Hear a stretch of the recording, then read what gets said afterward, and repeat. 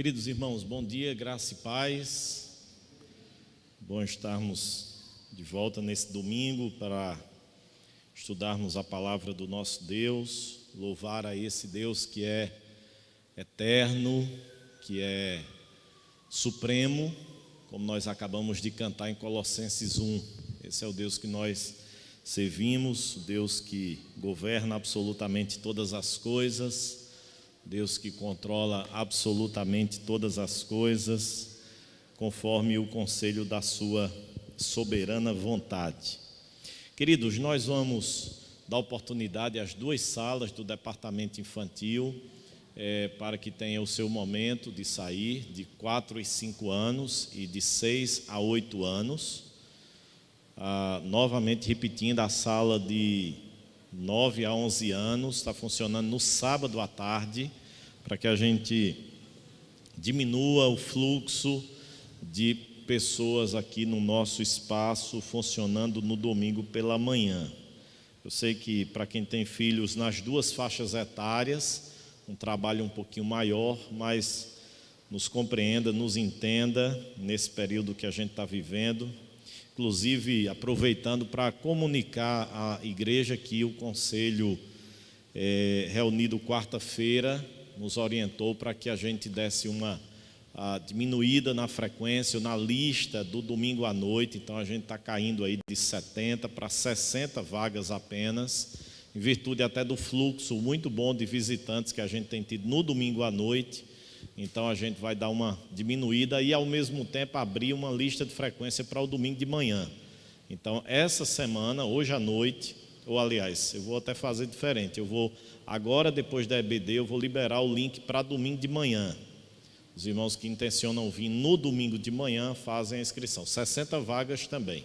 E à noite, depois do culto hoje, eu libero o link também, tá certo? Então a gente vai ter 60 de manhã e 60 à noite. Claro que isso deixando sempre aquele espaço para os nossos visitantes, tá bom? Então, medidas que a gente está tomando, irmãos, em virtude do aumento de casos, os irmãos têm certamente acompanhado, e a recomendação permanente, estou até avaliando se farei isso a nível até do Ministério de Louvor, aqui cantem com as máscaras, aqui usem as máscaras o tempo inteiro durante o momento de culto, tá certo? Então, não baixe a guarda, não retire a sua máscara, porque a gente necessita continuar tendo todos os cuidados possíveis, já que nós temos aí um pré-anúncio de uma terceira onda.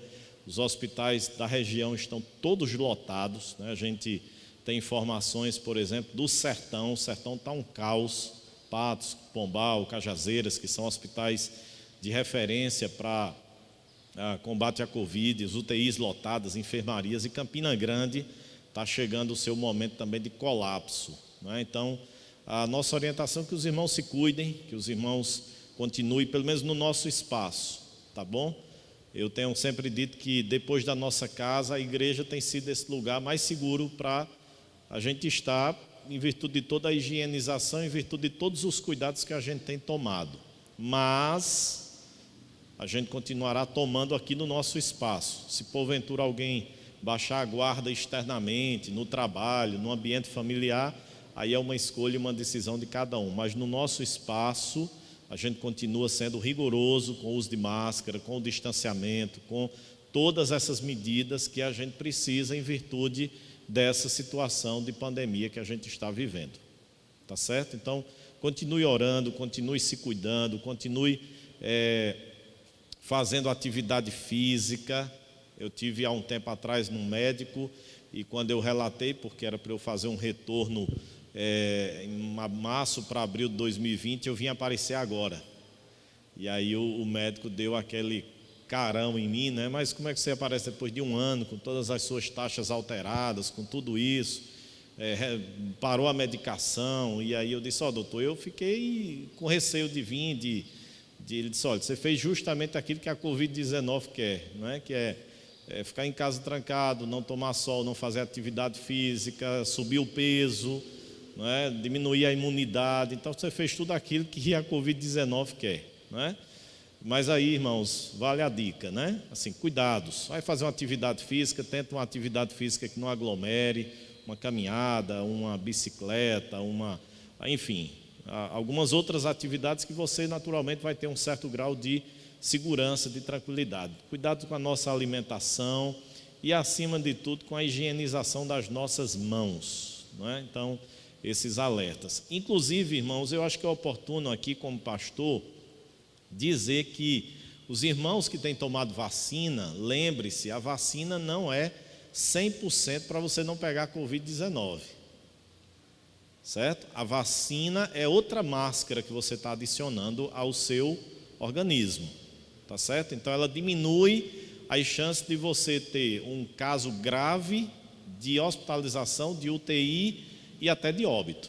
É isso que a vacina faz. Agora, a vacina não traz a garantia nenhuma, não é só a Coronavac não, a Coronavac, a Pfizer, a AstraZeneca, todas essas aí que tem, a Sputnik se chegar no Brasil, são vacinas que atenuam os sintomas para que você não seja hospitalizado, não vá para entubar, não vá para uma UTI, e não vá a óbito, mas você pega Covid, as chances de pegar Covid, há chances de pegar Covid, certo? Então não pense assim, tomei vacina, vou sair de peito aberto aí, não é? Eu vou sair de boca e nariz e olhos abertos, sem as máscaras, sem os devidos cuidados, certo? Vale isso para os irmãos acima dos 60 ou acima dos 50, Ana, que já vacinaram, né, Ana? Acima dos 50, né? Comorbidade acima dos 50. Então, não sai de peito aberto aí, andando para todo lugar, né, Francisco Barbosa? Não é? A vacina e aí está totalmente seguro, não. Se lembra, a vacina, ela protege de casos gravíssimos, mas continuamos expostos a esse vírus, certo? Então tenha cuidado, não deixe de vir à igreja dentro dessas precauções e cuidados, tá certo? Não deixe de vir à igreja dentro dessas precauções e cuidados.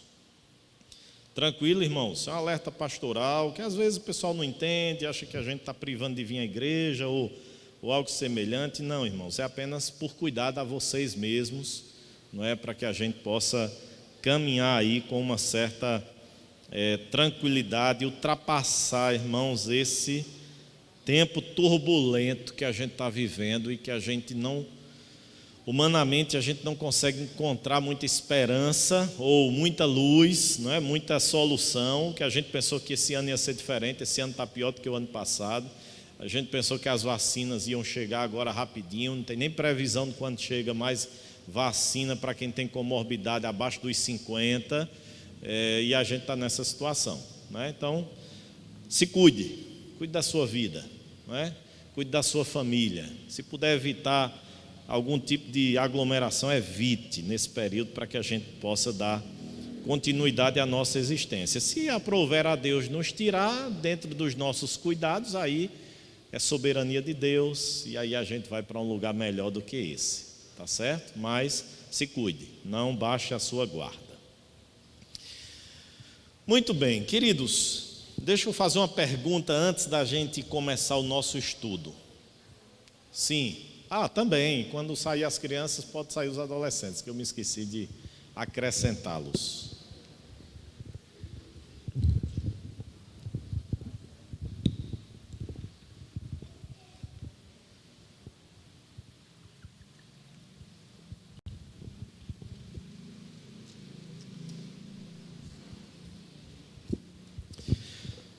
Deixa eu fazer uma pergunta aos irmãos, antes da gente começar o nosso estudo hoje de manhã. Todas as coisas que acontecem estão decretadas, determinadas, conhecidas por Deus ou não? Ou há alguma coisa que Deus não saiba, que não permita e que não determine que aconteça? O que é que os irmãos acham?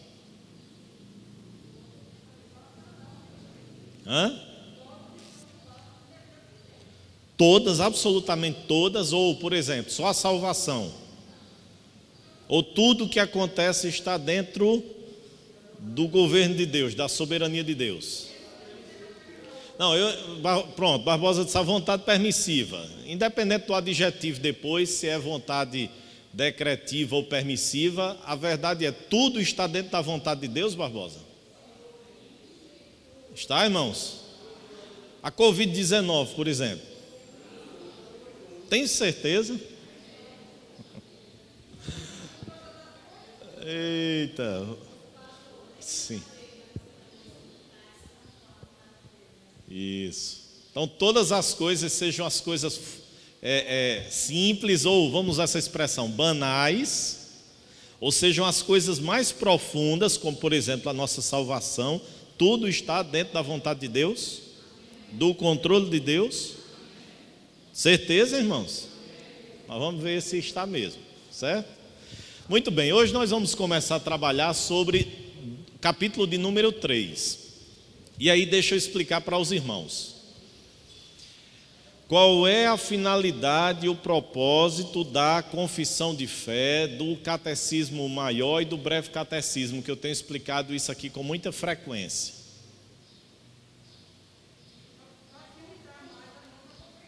Isso, facilitar a nossa compreensão, Saren.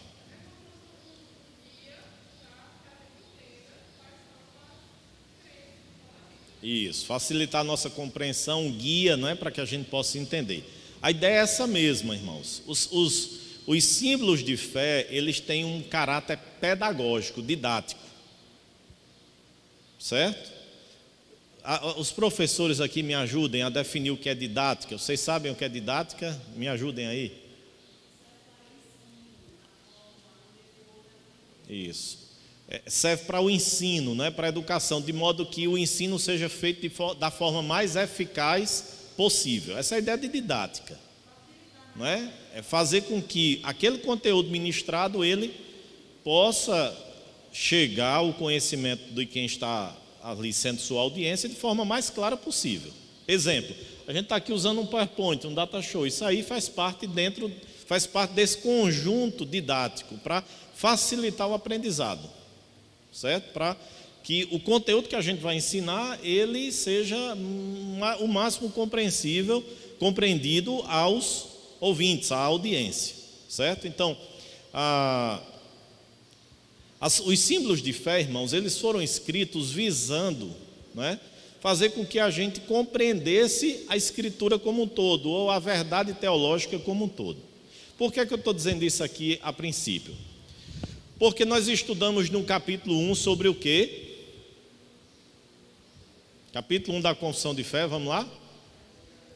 Os oficiais da igreja que tem que ir memorizando isso, vamos lá? Da Escritura Sagrada.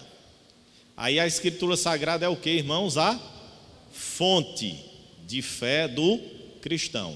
Depois nós somos para onde? Deus e a Trindade. E aí nós vamos agora para os eternos decretos de Deus. O capítulo 4, quem já leu a Confissão de Fé que eu mandei no PowerPoint ou no arquivo lá, no aplicativo da IPB? Quem já leu? Deu uma lida?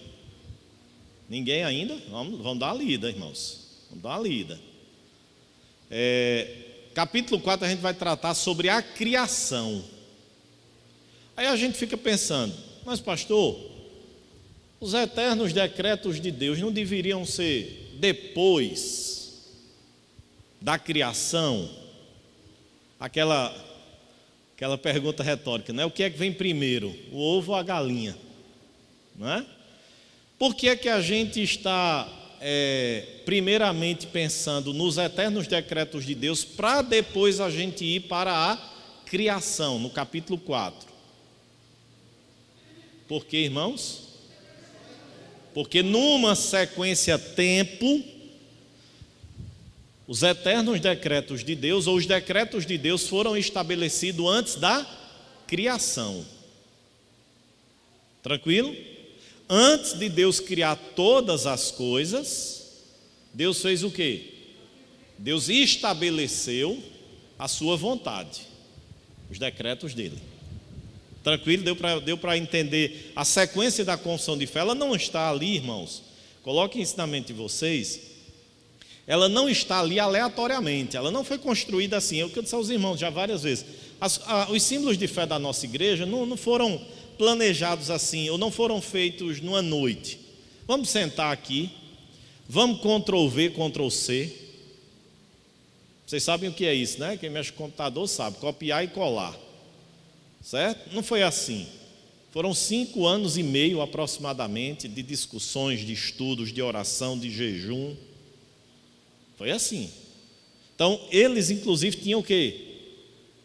Conhecimento sobre didática, sobre lógica, a lógica grega, né, para facilitar com que haja um entendimento da mente, da compreensão, certo? Então, a sequência da confissão de fé está lá nessa ideia de algo bem didático.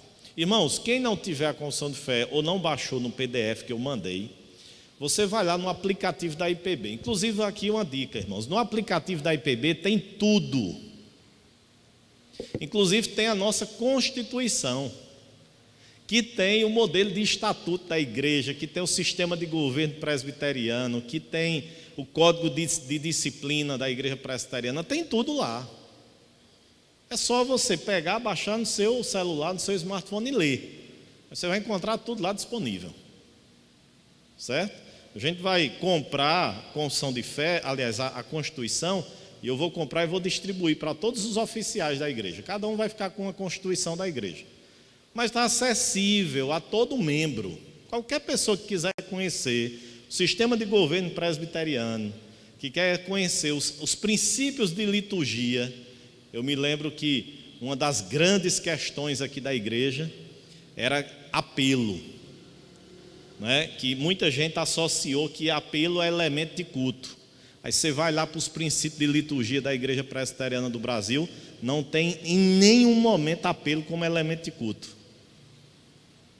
Mas, devido a uma prática, algumas pessoas aqui entendiam que apelo deveria fazer parte do culto, porque era a forma do não crente aceitar Jesus. Não tem lá, irmãos, não tem lá. Não tem lá em elemento de culto. Quais são os elementos de culto? Vamos lá lembrar? Elementos de culto, irmãos: oração, louvores, leitura da palavra, o ofertório, sacramentos. O que mais? Faltou o principal. Não, ofertório, né? O que, Toinha? Isso, confissão do pecado. Mas faltou o principal.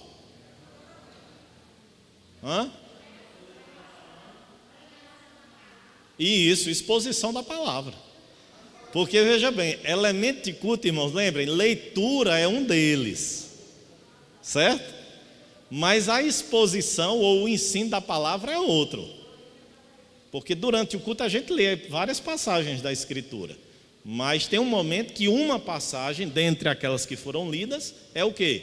É exposta, é ensinada à congregação. O resto, irmãos, é resto. Certo? O resto é resto. Apelo, enfim, a coreografia, nada disso é elemento de culto. Isso faz parte dos princípios de liturgia da IPB. E eu cumpri rigorosamente aqui nessa igreja o sistema presbiteriano de governo, os princípios de liturgia. Desagradei algumas pessoas? Desagradei. Mas eu cumpri aquilo que a IPB estabelece. Porque é isso que a IPB requer. E eu tenho dito o seguinte, irmãos: eu sou um pastor de raiz, de formação presbiteriana. Nunca congreguei em nenhuma outra denominação. Todas as minhas formações acadêmicas foram em instituições presbiterianas. Eu fiz o SPN e agora recente fiz 2019, 2020, 2 pós-graduação, uma na área de pregação, outra área de missões, pelo Seminário Presbiteriano do Norte. Então, eu tenho uma formação presbiteriana e cumpri rigorosamente. Nem sou pentecostal e nem sou neopuritano, que a IPB nem é pentecostal, nem é neopuritana. Certo? Então, os irmãos precisam ter acesso a esse material, esses documentos, para que os irmãos saibam o que é a Igreja Presbiteriana do Brasil. Saibam o sistema de governo e saibam a doutrina e os princípios de liturgia. Governo, princípio de liturgia. Apelo nunca fez parte. Sim, Toninha. Mas está errado, Toinha. Está errado. Se foi feito desde a época que o reverendo Júlio chegou aqui, em 17 de março de 1932, fez errado.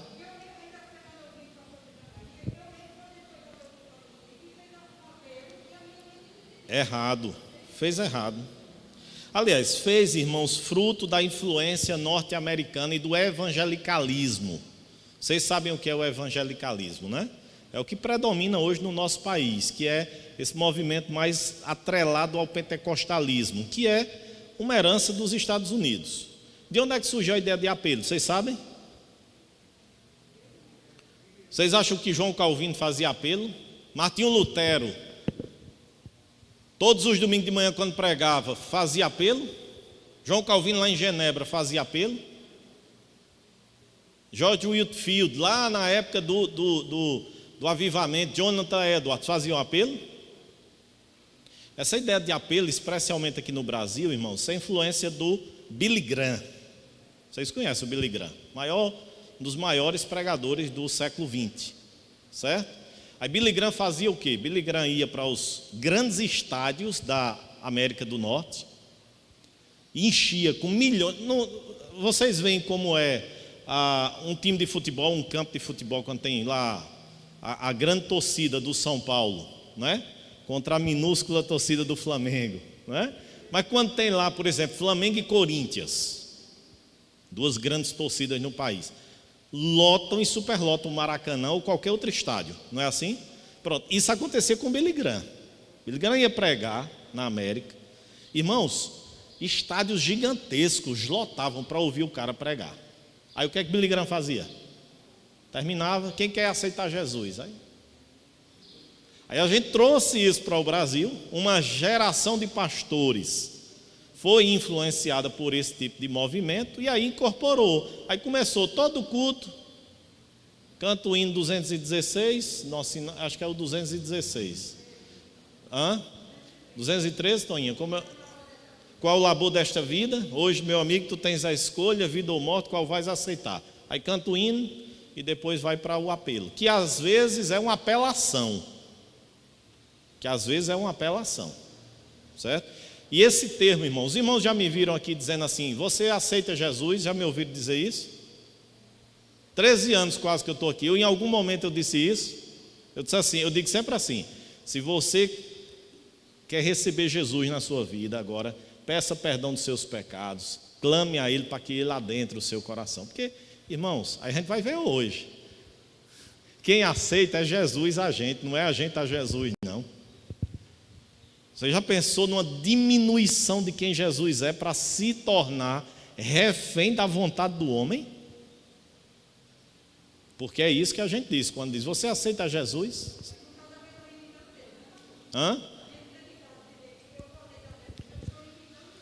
Eu até digo aqui, né, Toinha, que a gente, irmãos, olha, não tem um problema com isso não. A gente, quando vai testemunhar a nossa conversão, a gente diz assim, desde a época que eu aceitei Jesus. Eu entendo que a gente está dizendo isso bem intencional. Quando alguém vem aqui na frente e diz, olha, faz tantos anos que eu aceitei Jesus, eu não censuro. Porque a pessoa está ali no momento de alegria, de euforia, não é? Partilhando o momento que sua vida foi transformada, mas ninguém aceita Jesus. Ninguém aceita Jesus. Jesus é quem nos aceita. Pastor, mas aí vai, né? Texto lá, texto cá, a gente pode até em outro momento ver essas questões. Vamos ver outros textos hoje sobre isso também. Por quê, irmãos? Porque os eternos decretos de Deus, eles vão tratar sobre a soberania de Deus, sobre a nossa salvação, termo predestinação, e sobre esse controle absoluto e macro de Deus sobre todas as coisas. Sobre todas as coisas. Inclusive sobre a pandemia, sobre a Covid-19, sobre coisas pequenas da nossa vida que Genice ali já citou. Certo? Então, da gente trabalhar aqui os eternos decretos de Deus, a gente vai tratar sobre a nossa salvação num ponto, predestinação. Mas a gente vai tratar sobre outro, que é global. O controle de Deus sobre tudo, sobre tudo. Vamos lá, irmãos, Romanos 9, 15 a 16. Esse texto é para a gente memorizar. Deixa eu só contextualizá-lo, porque se a gente ler o texto aí, conectado do seu contexto, fica complicado. O que é que Paulo está tratando em Romanos 9? Aliás, o que é que Paulo está tratando nessa carta do capítulo 1 até o capítulo 11? Paulo está tratando sobre a relação entre gentios e judeus. Paulo está dizendo o seguinte: não há vantagem em ser judeu, para que o eterno decreto de Deus ele prevaleça. O que é que acontecia, irmãos? Os judeus se sentiam puro sangue e merecedores e dignos da salvação, porque eles eram filhos carnais de Abraão. E aí a vaidade, né? O orgulho. Aí Paulo diz assim: que vantagem há? Aí ele responde: pois todos pecaram e carecem da glória de Deus. E aí Paulo diz assim: não há um justo sequer. O que é que Paulo está dizendo com isso? Lá em Romanos 3, Paulo está dizendo que não há nenhum merecedor da salvação, nem judeu, nem gentil. Não há um justo sequer, não há quem faça o bem, não há quem busque a Deus. Seus pés são ávidos para fazer o mal, derramar sangue, sua língua urde planos. Paulo está dizendo a universalidade do pecado. O que é que Paulo está dizendo? Olha, irmãos, judeu está aqui, olhando para o gentil embaixo. Eita, deixa eu voltar aqui. Judeu está aqui olhando para o gentil embaixo. Aí Paulo está dizendo: baixa a bola, judeu, vocês estão no mesmo nível, no mesmo patamar. Baixa a bola. Porque a salvação é um decreto eterno de Deus. É eleição incondicional. Lembra lá dos pontos do calvinismo que a gente citou semana passada? É aqui, ó. Aí vamos lá o texto. O que é que diz, irmãos? Versículo 15 e 16 de Romanos 9, vamos lá? Pois ele diz a Moisés: terei misericórdia de quem me aprouver ter misericórdia, e compadecer-me-ei de quem me aprouver ter compaixão. Olhe bem, viu, irmãos? Versículo 16, o que é que diz? Assim, pois, não depende de quem quer ou de quem corre, mas de Deus, de usar Deus a sua. Depende se você é judeu, depende se você é gentil, depende de quem? Salvação depende de Deus. É isso que Paulo está querendo dizer aqui. Aí vamos lá. Irmãos, os eternos decretos de Deus, eles abrangem não só a vida dos homens, mas todo o universo. Esse capítulo 3, ele é excelente nesse sentido, irmãos. Eu adiantei aqui, não foi, Milka? Vamos voltar aqui. Seção 1, vamos ler lá? Desde toda a eternidade, Deus tem pelo muito sábio e santo conselho da sua própria vontade, ordenou livre, inalteravelmente tudo quanto acontece, porém de modo que nem Deus é o autor do pecado, nem violentada é a vontade da criatura, nem é tirada a liberdade ou contingência das causas secundárias antes estabelecida. O que é que está dizendo aqui a confissão de fé? Vamos por parte, irmãos. Primeiro, por que é que a gente está lendo o capítulo 3 antes do capítulo 4 sobre a criação? Porque os eternos decretos de Deus foram estabelecidos antes da fundação do mundo. Vão abrindo aí para adiantar Efésios 1, que a gente vai ver isso.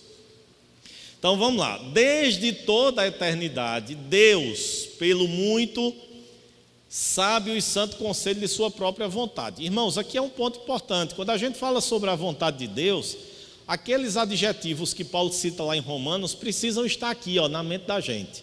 A vontade de Deus é sempre o quê? Pronto. Certo? Lembre sempre disso. Quando falar em vontade de Deus, boa, perfeita e agradável. Pastor, eu não estou entendendo por que eu estou passando por isso. É vontade de Deus? Ela é boa, perfeita e agradável. A gente pode não entender, mas ela é boa, perfeita e agradável. A gente está no turbilhão sem saber. Lembre, a vontade de Deus é sempre boa, perfeita e agradável. Esses 3 adjetivos devem ficar na nossa mente o tempo inteiro, principalmente quando a gente estiver enfrentando crises, principalmente quando a gente está na noite escura, que a gente fica a perguntar: por que Deus? Minha vontade, meu filho, é sempre boa, perfeita e agradável. Calma, calma, aquieta o coração. A minha vontade é sempre boa, perfeita e agradável.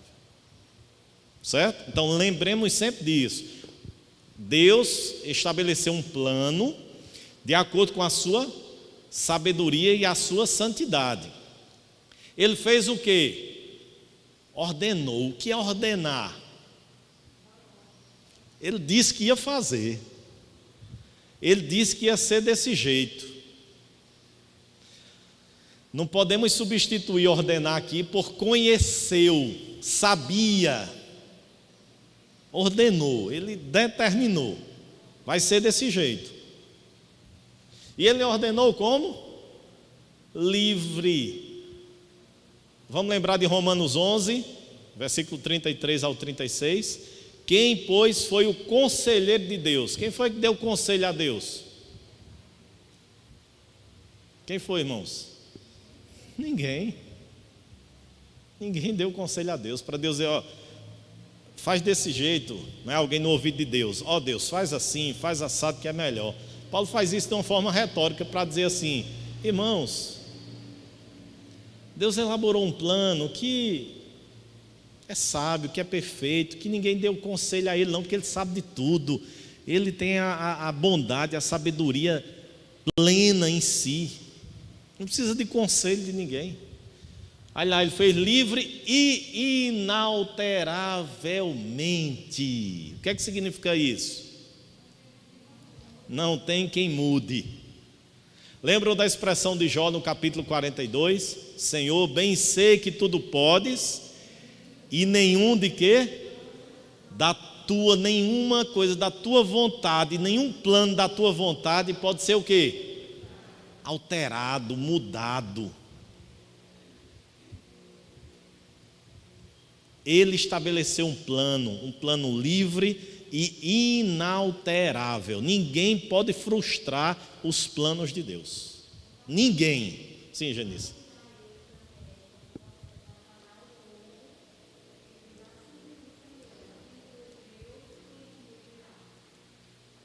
Sim. Deus querendo fazer, né, Genice? Quem é que vai impedir? Não tem ninguém que consiga impedir o agir de Deus. Sabe? Aí eu entendo a expressão de Paulo, quando Paulo usa lá em Efésios, né, dizendo que a nossa luta não é contra a carne ou contra sangue.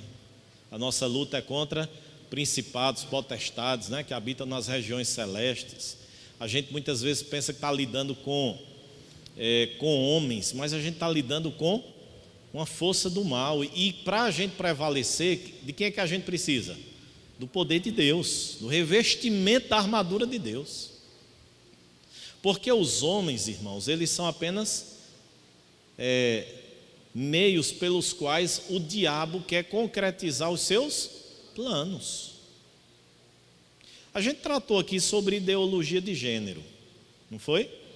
A gente falou sobre isso, sobre esse conceito que é ensinado no nosso país, essa ideologia que é tentada ser implementada na mente dos nossos filhos. O problema em si é o professor? Assim, objetivamente, tendo isso em mente, o problema em si é o governante? Não. É as hostes do mal. Os professores, os governantes, os indivíduos que abraçam, que adotam, que ensinam ideologias que vão de encontro à vontade de Deus, eles são apenas o quê? Meios pelos quais o diabo quer implementar a sua vontade. Os dardos do maligno, entendeu? Então, é isso, irmãos, que a gente precisa entender. A nossa luta não é contra a carne nem contra o sangue. A nossa luta não é contra pessoas. É contra um sistema. Aí vem a expressão de Paulo em Efésios 2, Deus vos deu vida, estando vós mortos nos vossos delitos e pecados, versículo 2, nos quais andastes outrora, segundo a própria vontade da vossa carne, segundo o mundo e segundo o príncipe da potestade do ar. Quando Paulo fala de mundo ali, Paulo está falando de quê? Sistema contrário a Deus, a lei de Deus. Certo? Então, andávamos outrora segundo esse sistema e a gente está inserido nele. Muito bem, então Deus ordenou livre e inalteravelmente tudo quanto acontece, porém, aí vem aqui a conjunção adversativa, né? Porém, entretanto, todavia, de modo que nem Deus é o autor do pecado, nem ele o quê? Violenta a vontade da criatura, nem é tirada a liberdade ou contingência das causas secundárias antes estabelecidas. O que é que a Constituição está nos dizendo? Que Deus, né, embora estabeleça todas as coisas conforme o decreto da sua vontade, por outro lado, ele não é culpado pelo mal e nem muito menos ele tira a liberdade do homem ou a responsabilidade humana, inclusive na criação, que a gente vai ver, e depois da criação também, né? Depois do pecado, a gente conciliar essa questão da soberania de Deus e da responsabilidade humana. Tranquilo, irmãos? Vamos seguindo? Sim, Efésios, leiam aí Efésios, por gentileza. Efésios 1, 4 e 5 e depois o 11. Por favor, leiam aí.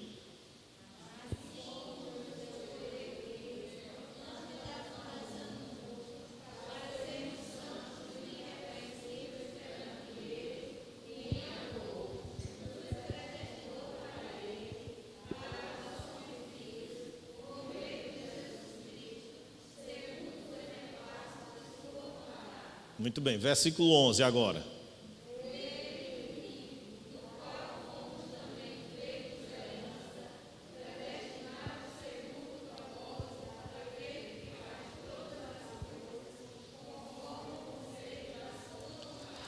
Naquele que faz todas as coisas conforme o conselho da sua vontade.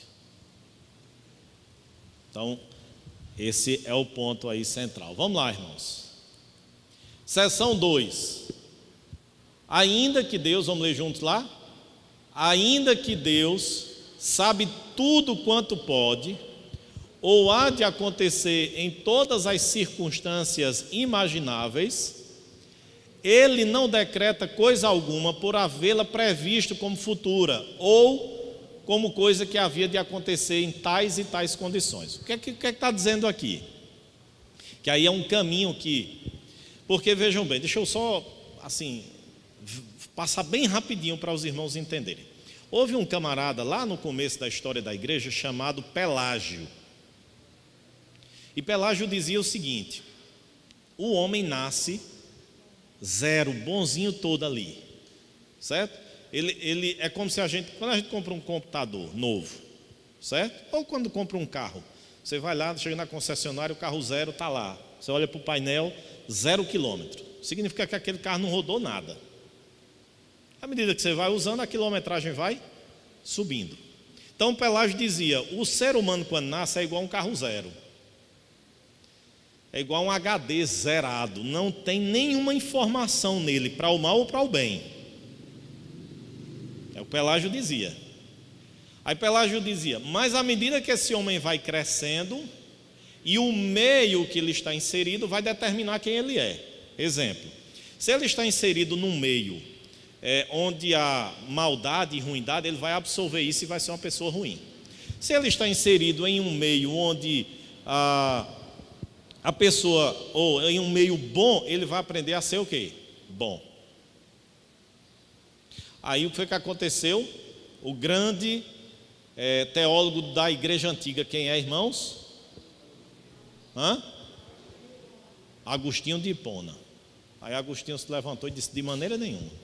Porque a gente vai ver que isso aqui, irmãos, a confissão de fé fez, aí o pessoal diz logo: não, é por causa de João Calvino. Quem ensinou primeiro foi Agostinho, lá no 3º, 4º século. Então, Agostinho refutou. O que foi que aconteceu? Se procurou um meio termo. Qual é o meio termo? Chama-se semipelagianismo. Que aí sim o arminianismo clássico, ele abraça o semipelagianismo. O que nós temos no Brasil não é nem o semipelagianismo ou o arminianismo clássico. O que temos no nosso país é o pelagianismo antigo. Porque o semipelagianismo ou o arminianismo clássico dizia o seguinte: tudo bem, o homem nasce ruim, ou o homem nasce em pecado, mas ele ainda tem o poder decisório sobre a sua salvação. E a maneira pela qual Deus municia o homem para que ele tome a decisão da sua salvação é através da chamada externa, que é através de quê? Da pregação. Então, o arminianismo clássico, ele vai trabalhar aí. E aí como é que ele lida com a eleição? Ele lida aqui, ainda que Deus, tal, deixa eu me encontrar. Aqui, coisa alguma por havê-la previsto, eles entendem que é faz parte da presciência de Deus. Deixa eu explicar isso. Deus lá na eternidade viu que ele apenas viu. Lembra do termozinho que aparecia na seção 1? Ordena. Pronto, ele apenas viu que Altino, num dado momento, iria aceitá-lo como Senhor. Aí ele foi e colocou meu nome no livro da vida. Certo? Aí o que acontece? Depois que eu nasci, que eu cresci, aí Deus deu o meio para que eu pudesse aceitá-lo. Qual foi? Eu ouvi uma pregação. E aí, frente a essa pregação, eu tive o poder decisório e eu decidi aceitar Jesus. Deu para entender? Mais ou menos como é que anda aí a argumentação do arminianismo clássico, juntando aí o semipelagianismo. Basicamente é isso. Tranquilo? Deram para entender ou não? Deus viu apenas lá na eternidade que eu iria aceitar Jesus. Então é por isso ele incluiu meu nome no livro da vida. Como é? O arminianismo clássico, ele caminha nessa direção. Certo? Então, como é que ele lida com a predestinação? Ele lida dessa maneira, entendendo que Deus que nós estamos, porque não diz no Apocalipse que Deus escreveu um livro da vida, lá estão todos os nomes. Antes da fundação do mundo, foi quando Deus escreveu isso. Como é que o nosso nome está se ele escreveu antes da fundação do mundo? Aí o arminianismo clássico responde: pela presciência. O que é a presciência? É o conhecimento prévio de que aquilo ali iria acontecer. Você já passou por isso na sua vida, em alguma situação, quando você vê, aí você diz assim, lá na frente, quando acontece algo, aí você disse: eu sabia que isso ia acontecer. Eu via que isso ia acontecer. Lembra? A gente não tem essa ideia de, quando acontece uma coisa 1 ano, 2 anos, 3 anos depois, a gente diz: eu sabia que isso ia acontecer. Claro que a gente não tem os atributos de Deus, mas é mais ou menos essa ideia que o arminianismo lida. Eu sabia que Altino ia crer, ou cada um dos irmãos, substitua aí pelo seu nome. Ele sabia que a gente ia crer, por isso ele colocou lá o nosso nome. Aí num dado momento da história, ele nos deu o meio externo para que a gente decidisse por ele, a pregação. É assim que nós acreditamos? É não. Aí vamos lá. Aqui, ele não decreta coisa alguma por havê-la previsto como futura. Se os irmãos perguntarem, Deus sabia que eu iria crer nele? Ele sabia por quê? Porque ele ordenou e determinou que eu iria crer nele.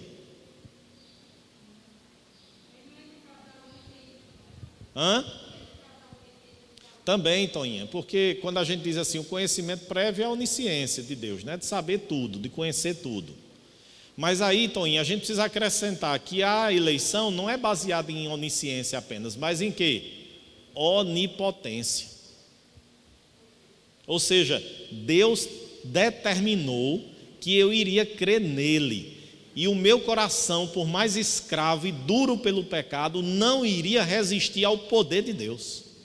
Aí vem agindo Deus, quem é que vai impedir? Não é? Se Deus quer salvar a minha vida, e se Deus quis salvar a sua vida, Ele determinou e vai acontecer, porque não apenas Ele sabe, Ele ordenou, Ele determinou. Só um minutinho, Cristiano. José, depois Cristiane aqui. Certo.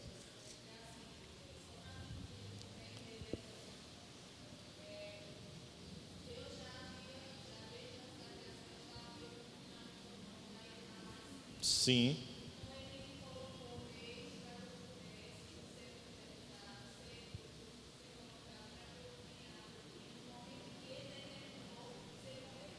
Certo. Certo. Certo. Pode. Pode. Isso. Exato. É assim mesmo. É.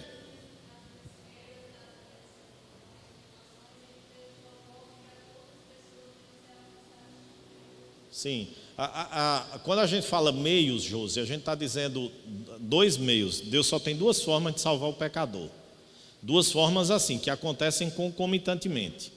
Quais são? A gente chama na teologia de vocação externa e vocação interna. Ou vocação geral e vocação eficaz. Primeiro, vocação é chamado. Vocação significa chamado. Deus tem um chamado externo. Qual é? Pregação da palavra.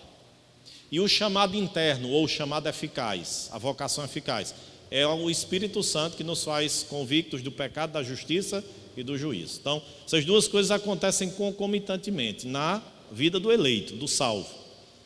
Na vida do ímpio, não, acontece só a primeira, porque a pregação ela não é feita para todos, certo? Então a gente prega para todos, mas a vocação eficaz interna, ela só é operada no coração daqueles que Deus estabeleceu antes da fundação do mundo, que seriam seus filhos. Isso, aí vem a mudança radical de vida, a regeneração, a justificação, toda aquela sequência lá da ordem dos salutos, a ordem da salvação, ok? Cristiano, depois Genice lá.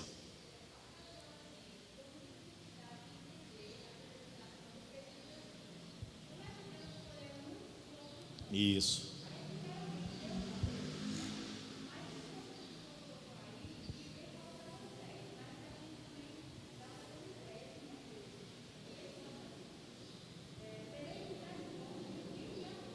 Sim. Isso.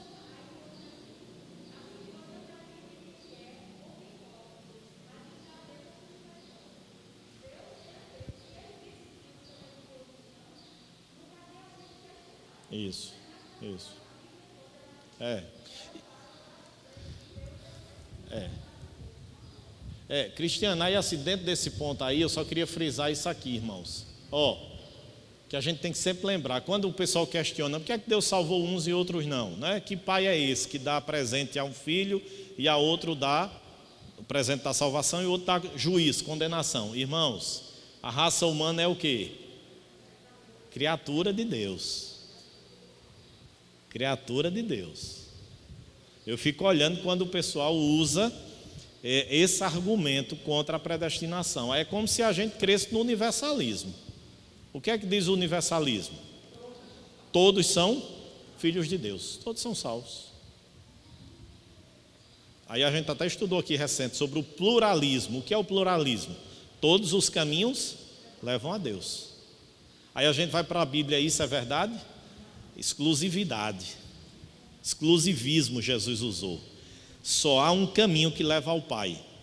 Eu estou falando de Jesus, viu, irmãos?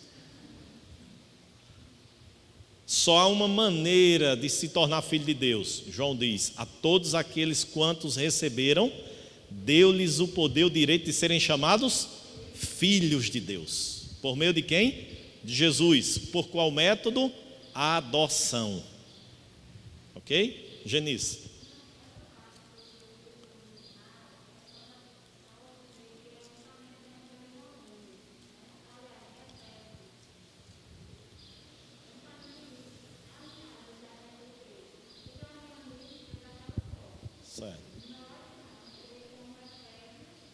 Isso, isso, exato. Ok. Sim, Sara.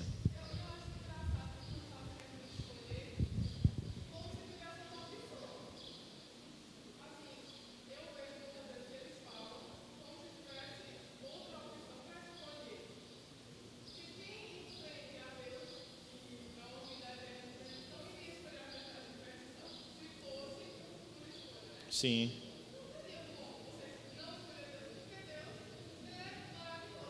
Exato. Aí aqueles apelos, né, Saren, genéricos que a gente vê muito. Você fala 1 hora ali, 40 minutos, aí depois você termina. Quem quer Jesus? Quem é que não quer Jesus, irmãos? Aí a razão lá de Lucas 14, que a gente estudou aqui na terça-feira. Jesus olha para a multidão e diz assim: vocês querem ser meus discípulos? Vocês querem me seguir? Pois é necessário que vocês me amem mais do que a sua própria família, a própria vida. É necessário estar disposto a sofrer por causa do meu nome. Aí o convite que tem hoje é o contrário: entre aqui e pare de sofrer. Entre aqui e pare de chorar.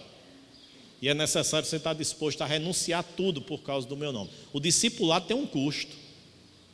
Só que se eu chego e digo assim, olha, e só fala o lado, não é, bom, vou usar essa expressão, o lado bom, quem é que não quer receber Jesus?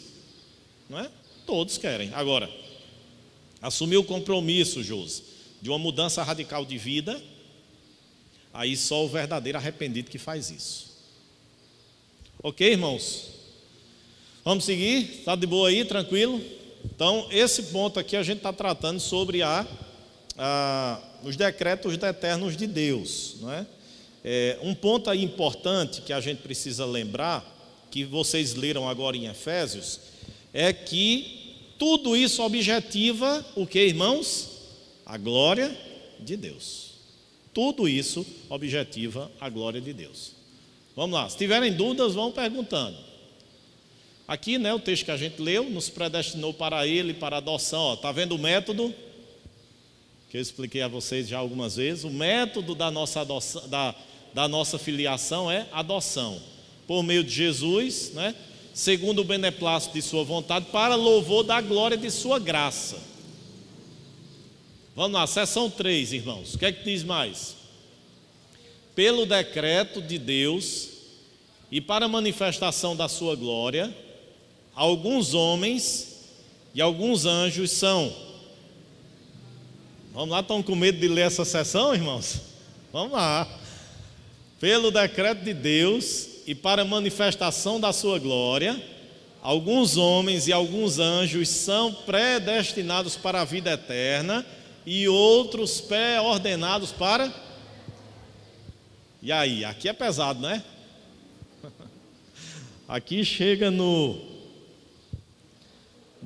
âmago da história, não é? Como se diz. Irmãos, dentro da teologia calvinista, não é? Reformada, há uma discussão se o melhor termo seria predestinação dupla, ok? Ou se seria essa ideia aqui de predestinação no que diz respeito à vida e pré-ordenado no que diz respeito à morte. Aí o que é que acontece? Há um outro termo que a gente pode usar e eu acredito que esse é um termo, eu particularmente gosto mais dele. Qual é? Predestinação para a vida e rejeição, certo? Para a morte, certo? Essa basicamente, ou reprovação, rejeição ou reprovação é o que a gente pode entender aí, certo? Vamos ver alguns textos para a gente ir elucidando melhor esse tópico aqui. Deixa eu voltar aqui para a gente pegar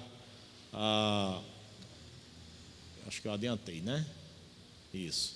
Para a gente pegar alguns textos aqui básicos. Vamos lá para Mateus, capítulo de número 13, aliás. Mas assim, irmãos, deixa eu ir tentando explicar isso de uma maneira mais clara possível.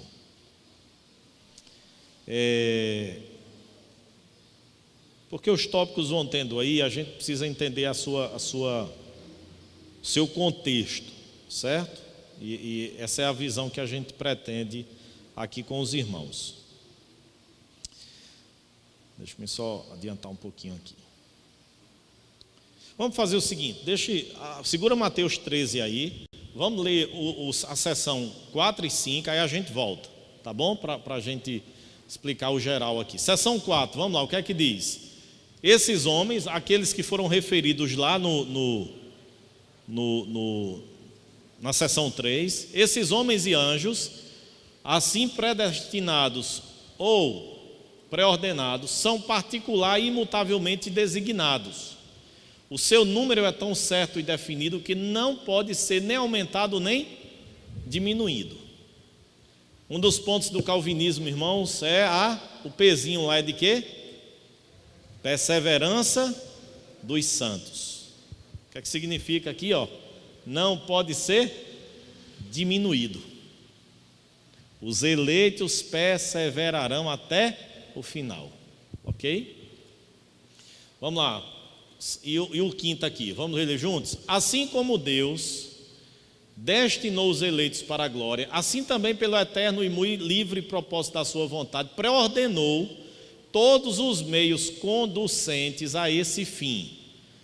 Os que, portanto, são eleitos, acham-se caídos em Adão, são remidos por Cristo, são eficazmente chamados para a fé em Cristo, porque, irmãos, pelo Espírito, que opera no tempo devido, são o quê? Aí vem a ordem dos salutos, a ordem da salvação. São justificados, adotados, santificados e guardados pelo seu poder por meio da fé salvadora. Assim, além dos eleitos, não há nenhum outro que seja remido por Cristo, eficazmente chamado, justificado, adotado, santificado e salvo. Aí vamos lá, para a gente entender esse contexto de reprovação e eleição. Quando Deus cria Adão e Eva, irmãos, o que é que acontece? Deus estabelece uma relação que a gente já sabe aqui, que é o pacto das obras. Só tem 2 pactos, quais são, irmãos? Pacto da graça, muito bem. Pacto das obras, qual é a durabilidade dele? Gênesis 3,15, até a queda. Pacto da graça, a partir de Gênesis 3,15. Ok? Tranquilo também. Aí vamos dentro do pacto, só para a gente relembrar. Pacto da graça significa que os homens são salvos imerecidamente. Deus escolheu uma maneira de dispensar, de manifestar, de derramar sua graça no Antigo Testamento. Através de quê? Da lei. No Novo Testamento, Deus escolheu outra forma de dispensar sua graça, o Evangelho. Tranquilo? Então, o pacto da graça, ele está desde Gênesis 3,15.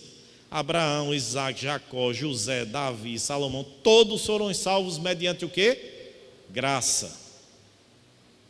Paulo, Pedro, João, Altino, José, Maria, todos são salvos mediante o quê? Graça. Agora, eu sou salvo e nós somos salvos mediante o Evangelho. Os crentes do Antigo Testamento foram salvos pela graça mediante a lei. Por isso que Paulo diz no Novo Testamento que a lei é o quê? Boa. A lei é boa, porque ela denuncia o pecado, porque ela mostra que nós somos imperfeitos, e aí nos remete à necessidade de um Salvador. Quem era o Salvador no Antigo Testamento? A promessa, que se fez carne no Novo Testamento e que nós vimos a sua glória como do unigênito do Pai. Ok? Nós, salvos naquele que se encarnou, mas que foi assunto aos céus, e numa esperança futura, qual é? Ele vai vir da mesma maneira como ele subiu. Essa é a nossa salvação. Então, pacto das obras, vamos voltar lá. Adão e Eva, eu criei tudo isso aqui, viu? Dominem sobre tudo. Agora tem uma condição. Vocês querem ter vida? Vocês não comam daquele fruto da árvore do conhecimento do bem e do mal. Se vocês comerem, eu vou logo avisando, vocês vão morrer. Quando Deus cria lá, Gênesis 1, 26 e 27, criou, pois, o homem criou Deus o homem, né? A sua imagem conforme a sua semelhança. Homem e mulher os criou. O que é que significa imagem e semelhança ali? O homem é um ser, tem pessoalidade, é uma pessoa. O homem é um ser moral, capaz de distinguir entre o bem e o mal. O homem é um ser espiritual, se relaciona com Deus. Nenhuma outra criatura tem relacionamento com a divindade. O homem é um ser racional. Ele é capaz de entender, de compreender seus atos e suas consequências. Aí eu pergunto, quando Adão e Eva comem lá do fruto proibido, e Deus vem ao encontro deles, o que é que Adão e Eva fazem, irmãos?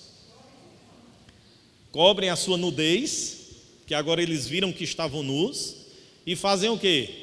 Se escondem. Quando Deus confronta, Adão, o que foi que tu fez? Ele usou o argumento assim, eu não sabia que isso ia acontecer. Foi esse o argumento? Não. Aí é o que a teologia chama de síndrome de Adão. Transferência de responsabilidade. Não, Senhor, foi a mulher que o Senhor me deu.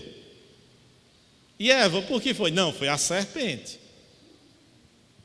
Mas em nenhum momento, nem Adão nem Eva tiveram a coragem de dizer, a gente não sabia disso. A gente não tinha consciência que esse ato ia ser tão desagradável ao Senhor. Não, por quê? Racionalidade. Eles sabiam o que estavam fazendo. Muito bem, acontecido isso, irmãos, o que é que agora a raça humana merece?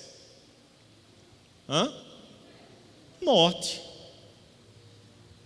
Não é assim o pacto das obras? Se você comer e beber, se você comer desse fruto, você morre. Morre o quê? Os 3 tipos de morte, irmãos, vamos lá relembrar. Física, espiritual, o homem foi expulso do jardim do Éden, ou seja, da presença de Deus. E morte o quê? Eterna. Você vai morrer. Aí vamos lá, voltar aqui para o ponto, né? Aí o que acontece? Aí Deus, que é esse o argumento de Paulo em Romanos 9, Deus, querendo mostrar a riqueza da sua misericórdia, a riqueza da sua graça, Deus querendo, Ele quis, Ele decidiu, Ele resolveu escolher um povo para o louvor de sua glória. E Ele estabeleceu os meios para que esse fim fosse alcançado. Quais são os meios? Jesus. Por isso que lá na promessa a Adão e Eva, o proto-evangelho, o primeiro evangelho, Adão e Eva, olha, esse vai, da descendência da mulher vai vir aquele que esmagará a cabeça da serpente. Esta lhe ferirá o calcanhar, mas este esmagará a cabeça da serpente. Deus quis, Deus resolveu.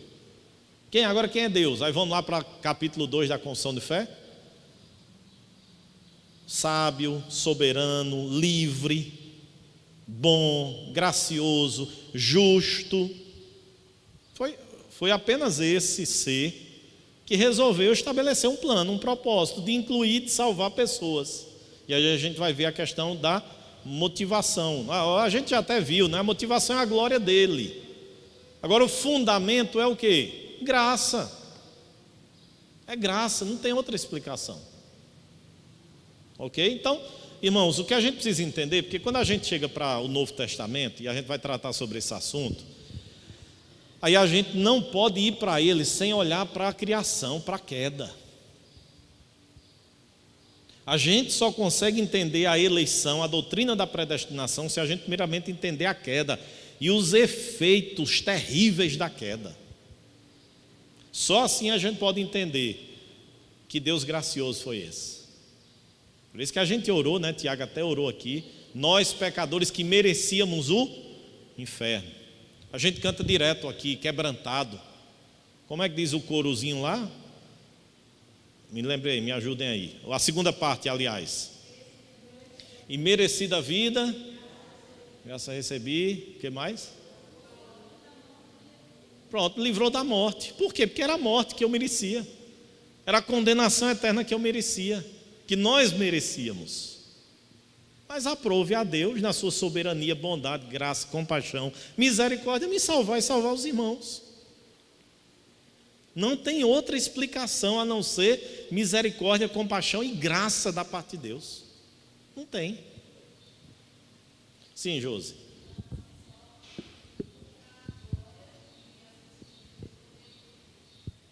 Oi?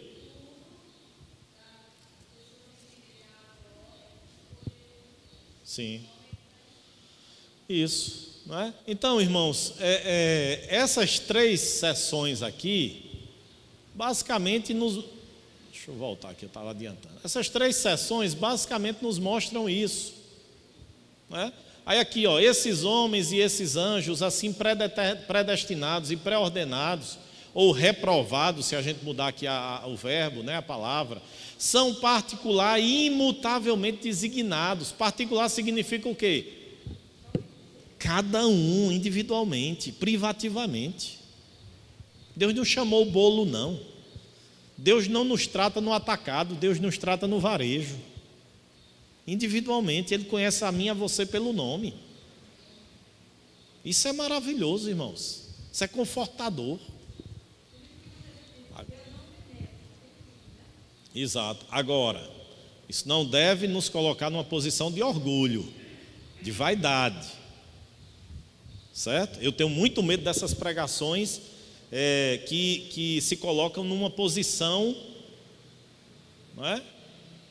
Lá em cima, chega num bairro, às vezes num lugar, numa praça pública, vai fazer uma pregação, uma prédica e é condenando todo mundo, não é?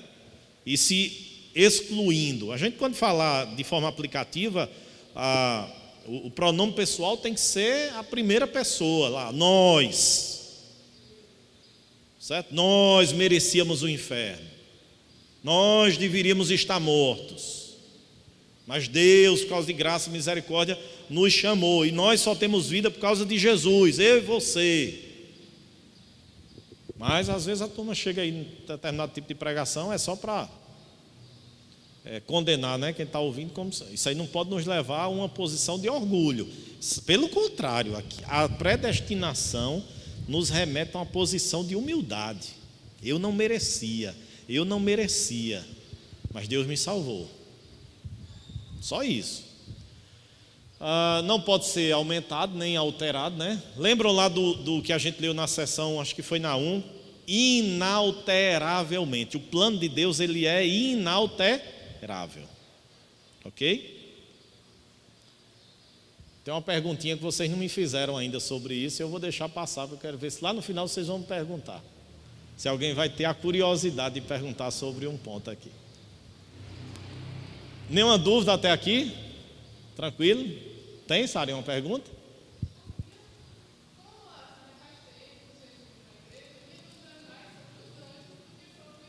Sim.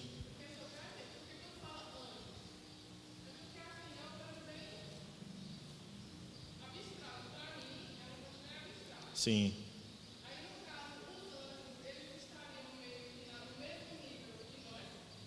Não.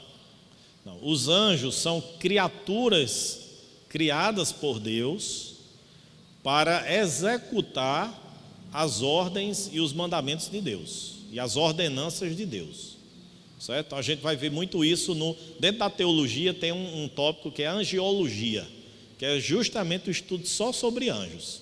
Talvez em algum momento até pegue isso aqui para a gente ter um estudo, um domingo só sobre angiologia, para a gente compreender melhor. Mas são seres criados por Deus para executar as ordens de Deus. A gente vai ver muito isso no Antigo Testamento. E aí, assim, a gente precisa entender que no Antigo Testamento, porque assim, no Antigo Testamento, irmãos, a gente tem... Aí a teologia oscila entre teofania e cristofania, que são aparições de Cristo ou de Deus, ou manifestações no Antigo Testamento, certo? Aí o que é que a tradução ela faz? Ela muitas vezes estabelece um diferencial entre anjos se referindo a uma cristofania, a uma aparição de Cristo, para anjos como esses seres com o azinho minúsculo. Quem já viu isso? Os irmãos leem a Bíblia e percebem isso, né? Anjos com a letrinha, com o azinho minúsculo, da ideia desses seres criados por Deus. Anjo com um azinho maiúsculo, a ideia que foi uma cristofania, foi uma aparição de Cristo ali no Antigo Testamento. Assim como a gente vai ver lá em Isaías, serafins, né, que estavam ali louvando, adorando ao Senhor, dizendo santo, santo, santo. São seres criados por Deus, que a gente poderia dizer que eles estão numa posição intermediária entre Deus e os homens, mas estão debaixo da autoridade de Deus. O próprio diabo era um anjo de luz, não é? Aí quando a gente tem lá nessa questão aqui, deixa eu me voltar, aqui, nesse ponto, né? E esses anjos, justamente significa que há anjos que foram também condenados, que são os demônios que fazem parte das hostes lá de Satanás. Como é? Os anjos caídos, isso. Tranquilo? Mas a pergunta que eu quero ainda não é sobre anjos. Tem uma perguntinha aí que vocês deveriam já ter feito, não fizeram. No final eu trago ela. Vamos lá. Seção 6, irmãos. Vamos ler junto. A gente já leu esse? Já, né? Beleza, a gente leu isso aqui. Vamos para a seção 7, que eu quero ver se cada domingo a gente trabalha um capítulo, senão a gente não termina não. 7, seção 7, vamos lá? Segundo o inescrutável conselho da sua própria vontade, pelo qual ele concede ou recusa misericórdia, como lhe apraz. Isso aqui, irmãos, é o quê? Soberania.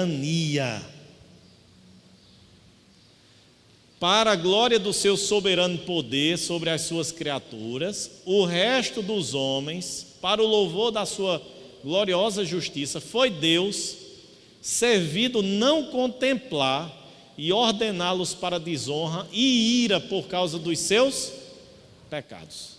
Os irmãos sabem que Deus será glorificado também na punição dos ímpios? Deus será também glorificado, por quê? Aí vem aqui, justiça e ira são o que, irmãos?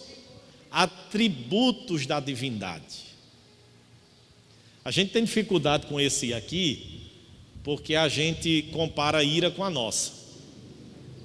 A Bíblia diz que a gente não deve, a ira faz parte da obra da carne. Como é que Deus tem como atributo a ira? Só que a gente precisa entender que em Deus, na sua essência, não há nada ruim, não há nada mal. Então, ira de Deus significa essa rejeição, essa ojeriza, essa repulsa de Deus contra tudo aquilo que é mal. Aí eu quero mostrar para os irmãos Romanos, capítulo de número, abram aí, Romanos 1, e eu mandei vocês abrirem Mateus e nem fui lá ali, mas não vamos voltar lá, Mateus. Que é tanta coisa, irmãos, aí vai passando aqui pela mente, vão me lembrando aí, me ajudando. Romanos 1.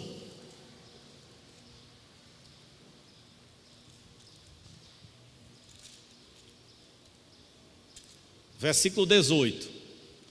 Romanos 1, 18. Vamos lá? A ira de quem? De Deus. E Deus tem ira? Tem. É atributo dele. Agora, como é que a ira de Deus é manifesta? Se revela do céu contra o quê? Impiedade e perversão dos homens que detêm a verdade pela injustiça. Ok? Então, a ira de Deus é essa repulsa, essa ojeriza de Deus pela impiedade e, consequentemente, de todos que praticam a impiedade, porque eles são o quê? Ímpios. E isso é uma ira justa, é uma ação justa, Barbosa, da ação de Deus por aqueles que praticam o mal, por aqueles que praticam a impiedade, certo? Por isso que a reprovação, ela também redundará na glória de Deus, não apenas a salvação, a eleição, mas a reprovação também redunda na glória de Deus. Irmãos, 11:5, meu Deus, vamos aqui, rapidinho. Ponto 8, vamos ler lá? A doutrina deste alto mistério de predestinação. Lembra que lá no ponto 1, no capítulo 1 eu tratei sobre isso? Mistério, o que é mistério? Coisas que Deus não revelou ou que a gente não compreende completamente, mas que nem por isso é o que, Saren? Nem por isso é uma mentira, uma inverdade. Ok? Tranquilo aí. Nem é contraditório. Certo? Nem é paradoxal. Certo? Por causa de que, Toinha? Isso, por causa do pecado. Vamos lá. A doutrina deste alto mistério de predestinação deve ser tratada com o que, irmãos? Especial prudência e cuidado.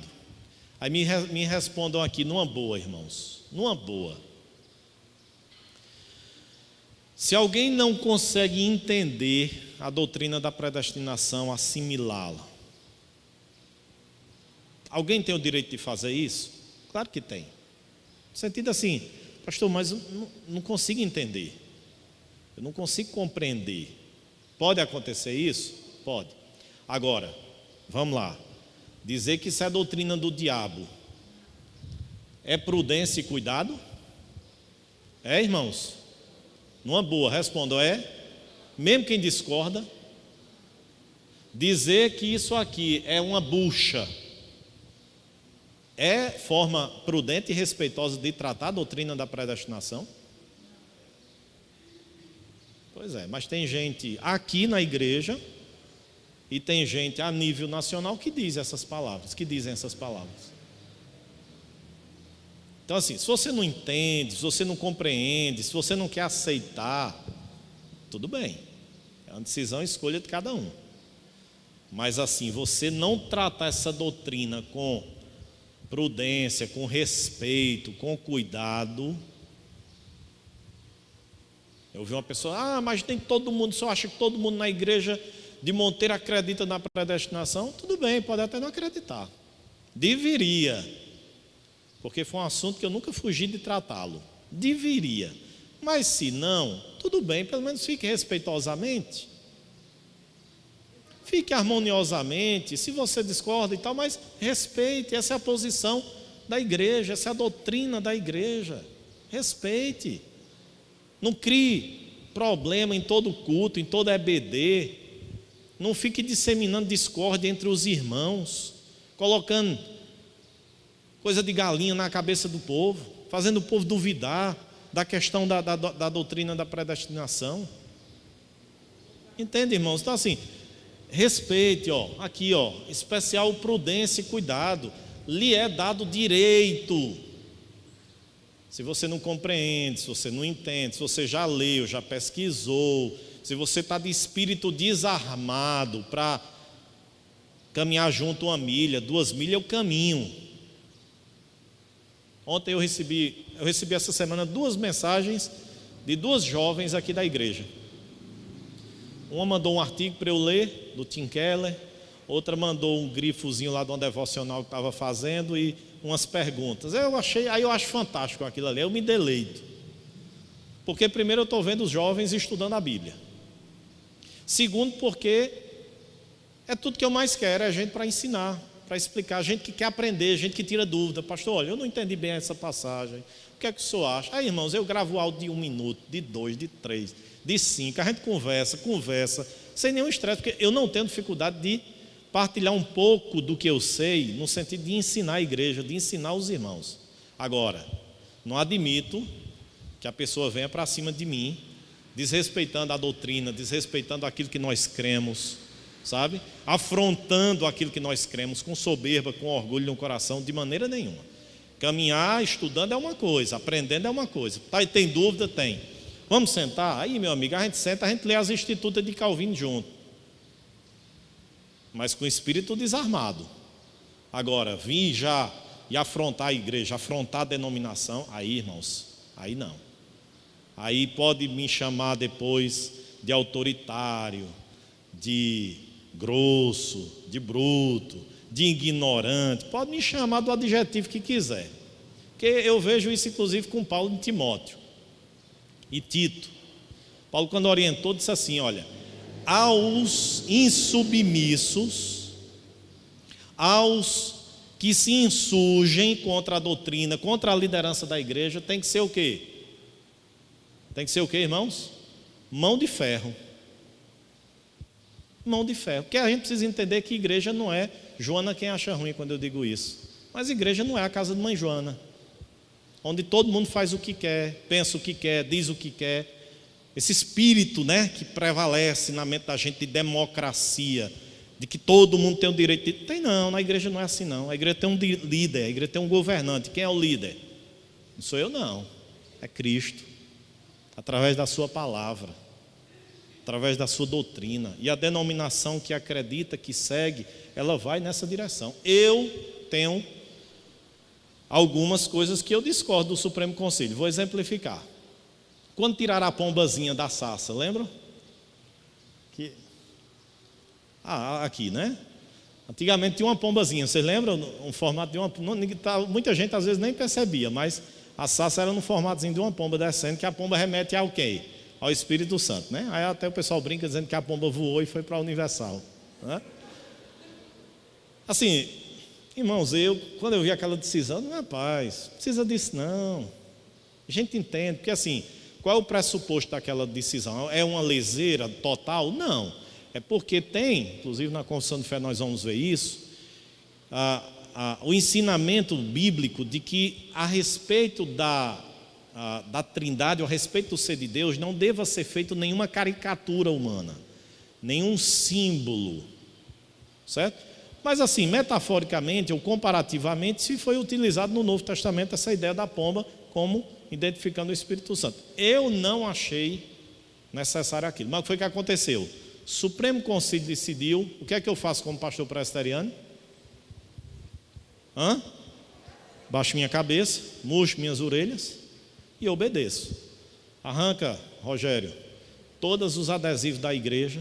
Vamos colocar esse novo aqui, essa nova logo. Coloquei. Certo? Porque tem coisas que eu discordo? Tem. Mas se eu estou num sistema de igreja, o que é que eu tenho que fazer? Obedecer. Então, tirei. Certo? Então, assim, eu vejo dessa forma, sabe, irmãos? A igreja presbiteriana é uma igreja solidificada na soberania de Deus, e a doutrina da eleição é um dos pilares da igreja presbiteriana. Ou você concorda e entende e aceita, ou você faz parte dela, mas respeita. Ok? Algumas pessoas levantaram aqui. Sim, vou já, Salles. Cristiano.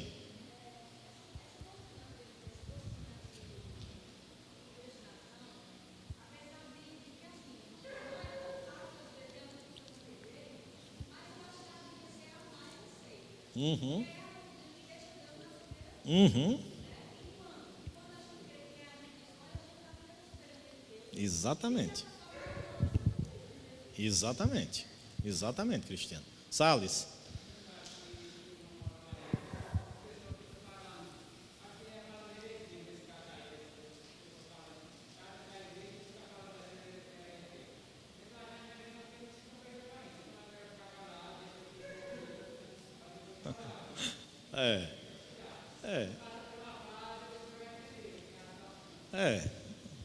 Alguém aqui? Sim, Aninha.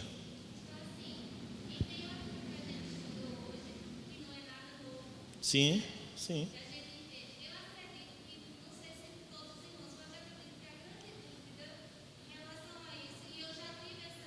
Sim.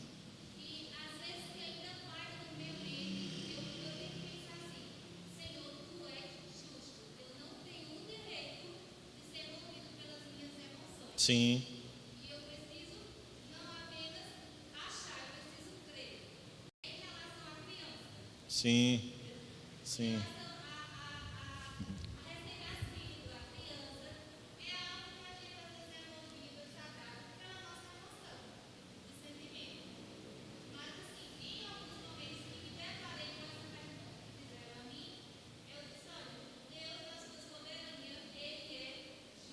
Sim.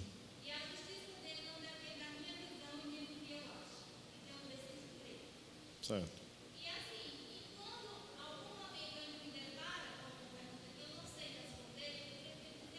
Certo.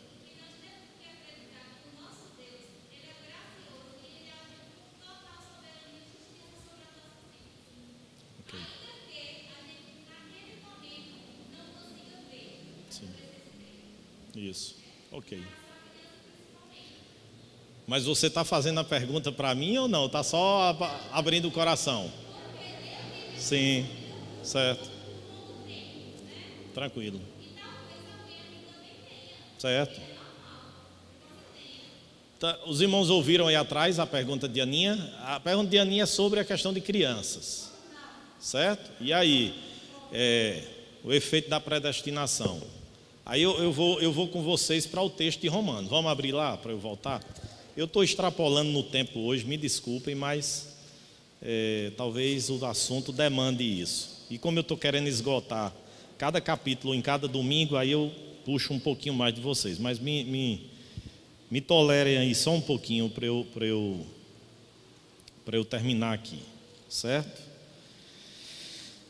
Romanos 9,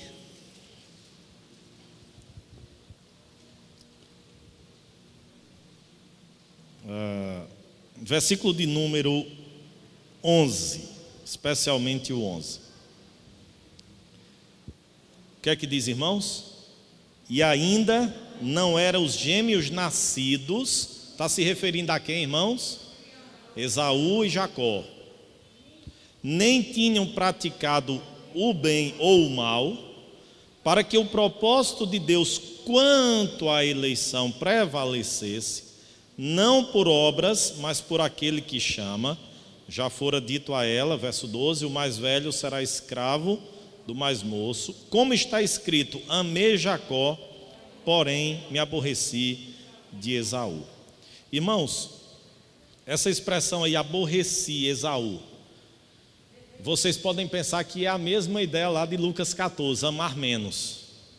Mas eu não sei se os irmãos têm, olha um exercíciozinho simples aí. Na Bíblia de vocês tem um Dzinho aí em Esaú. Isso chama referência bíblica, né? É remetendo você a outro texto. A Bíblia de estudo, ela tem isso com mais riqueza, mas essas Bíblias nossas já têm.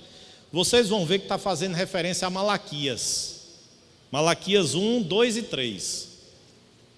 Quando você vai lá para Malaquias, você vai ver que essa expressão é a ideia de abominou. Abominou, rejeitou. Se você caminhar um pouquinho lá para Hebreus capítulo 12, rapidinho, abram aí, só para vocês verem. Jogo rápido, irmãos. Hebreus 12, versículo de número, aqui também está falando, ó, versículo 16 e 17, de Hebreus 12. Encontraram aí? Nem haja algum impuro ou profano, como foi Esaú, o qual por um repasto vendeu seu direito de primogenitura, pois sabeis também que posteriormente, querendo herdar a bênção, foi o quê? Foi rejeitado, pois não achou lugar de arrependimento, embora com lágrimas o tivesse buscado.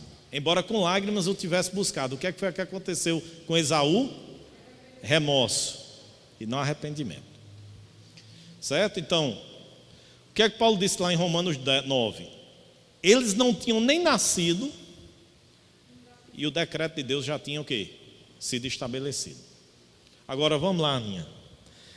De forma específica sobre crianças. Há basicamente duas visões a respeito disso. A primeira é a de que a eleição ela independe da idade da pessoa. E qual é o grande fundamento? O fundamento é que não são os nossos pecados cometidos e praticados na atualidade que nos condenam, mas é o quê? A natureza pecaminosa. A pergunta é, criança, ela nasce em pecado ou não? Em pecado me concebeu minha mãe, disse Davi. Ok? Então, dentro da teologia reformada, há essa linha de que a eleição ela independe da idade, porque o que condena o pecador não é o seu pecado atual, mas é justamente a sua natureza pecaminosa. Porque quando a gente lê lá, irmãos, nem efeminados, nem adúlteros, nem mentirosos, nem roubadores, nem nada tal, nenhum desses herdarão o reino de Deus. Esses são pecados cometidos, mas fruto de quê? Da natureza pecaminosa. Ok? E há uma outra linha, certo? Há uma outra linha que entende que A eleição também não depende da idade, porém, quando Deus chama uma criança na infância, significa que ela foi salva.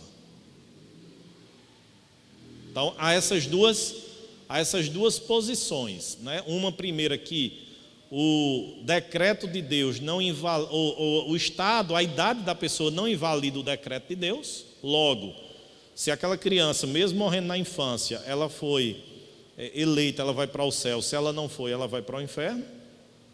E há uma outra linha que entende que todas as crianças que morrem na infância, que Deus chama na infância, significa que elas foram salvas. Sim, Rodolfo?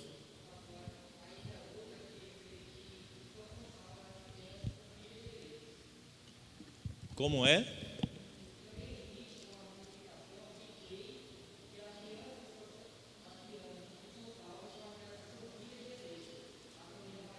Sim, é.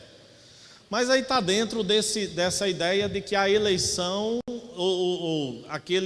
a eleição não invalidou, a idade não invalidou o propósito da eleição. Como nós somos aliancistas, nós cremos numa aliança, então significa que o filho de crente, se morreu na infância, ele naturalmente era eleito e ele foi salvo. Mas assim, de forma mais global, essas duas posições que nós temos. Agora, é um assunto tenso, é um assunto delicado porque envolve justamente as nossas emoções, certo? Envolve as nossas emoções e a gente fica com aquela sensação, rapaz, é uma criança, um inocente. A gente olha para um bebezinho e pensa que ele é o quê? Inocente. Mas ele é o quê? Pecador. Ele nasceu com a natureza pecadora. Ok? Então tem essas duas visões, viu, irmãos? Tem essas duas linhas de pensamento dentro da teologia reformada a respeito desse ponto aí que a Aninha levantou. Tranquilo, irmãos? Terminamos ali? Terminamos não, mas vamos parar por hoje, porque senão eu vou até 1h da tarde com vocês. É o que eu digo a vocês, assim, para a gente aprender a estudar, não tenham preguiça de caminhar juntos, mas eu sei que os irmãos têm almoço, têm obrigações daqui a pouco. Hã? Como é? Não entendi ainda. A pergunta? Sim, a pergunta que ninguém fez. Vai ficar para o próximo domingo. Não é hoje, é o próximo domingo que eu preciso explicar ela. Vem direitinho. Fica para o próximo domingo. O problema do mal? Poderia ser também. Poderia ser, mas não é não. É uma mais prática, mais pastoral. Certo? Irmãos, vamos orar, vamos terminar.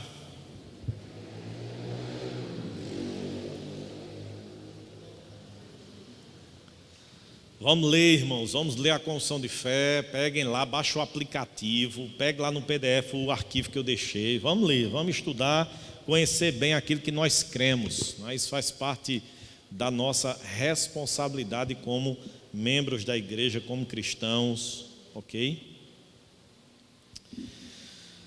Deus, nós te agradecemos, ó Pai, te louvamos por essa manhã, por esse momento juntos aqui, de crescimento, de aprendizado da Tua Palavra. Agradecemos, ó Deus, porque o Senhor tem nos oportunizado momentos como estes. Pedimos, ó Deus, que o Senhor nos dê sempre entendimento, compreensão, pois a nossa mente, Senhor, é muito limitada, a nossa mente é muito finita, e o Senhor é gigantesco, é enorme, é grande demais. Os teus planos são muito, muito profundos e a nossa mente é muito limitada. E a gente não consegue alcançar, compreender, principalmente, ó Deus, dependendo da nossa própria carnalidade, da nossa própria força. Por isso nos dá a graça, Senhor, de ter o nosso entendimento dia após dia iluminado pelo Teu Espírito, de modo que compreendamos cada vez mais os Teus planos, os Teus propósitos, a Tua Santa Palavra. Abençoa a vida da Tua igreja, abençoa a vida do Teu povo, os aqui presentes. Agradecemos pela vida de cada irmão e irmã que tem priorizado o domingo de manhã, que tem vindo à escola bíblica dominical.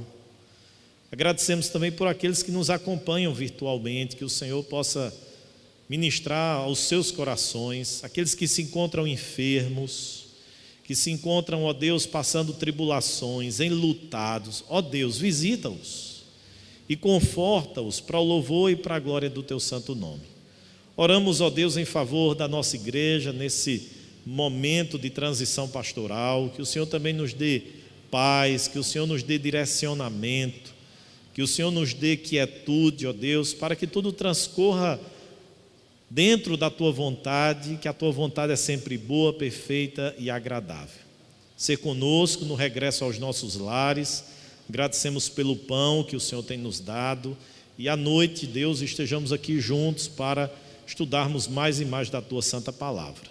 É isso, ó Pai, que nós te pedimos em nome de Jesus. Amém. Amém.